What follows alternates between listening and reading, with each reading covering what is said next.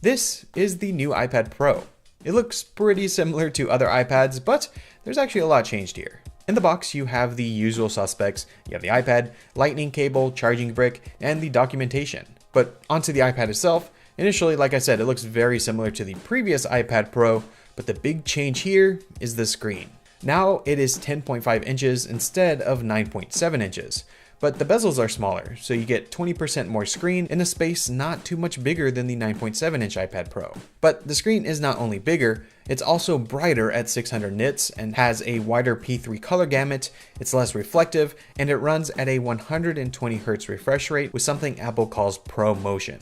Now, initially, this doesn't really sound like a major change, but it is immediately noticeable. So what this allows is for everything to be noticeably smoother. When you're scrolling a web page, moving in and out, everything feels snappier and more responsive. This isn't really something you can see over video, but it's a big change. And ProMotion also allows for the Apple Pencil to be more responsive, so you get even less latency. And from the previous iPad, we have the True Tone display, which adapts the temperature to the light in the room.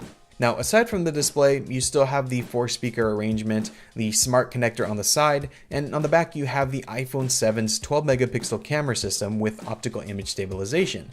So if you like to take photos with your iPad, well, they're even better now.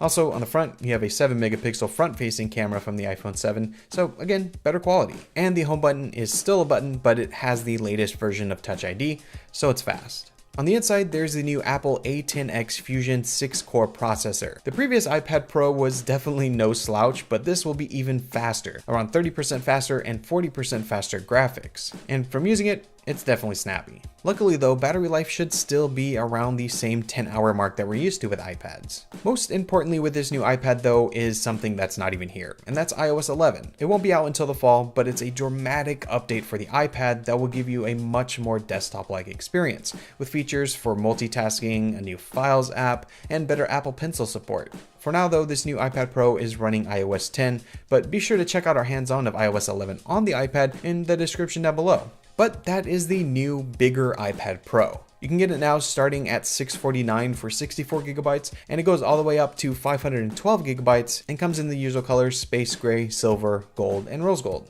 I hope you enjoyed this hands-on of the new 10.5-inch iPad Pro. If you did, be sure to subscribe and stay tuned to MacRumors.com for even more. I want to thank you all so much for watching. I'm Matt Gonzalez with MacRumors, and I'll see you next time.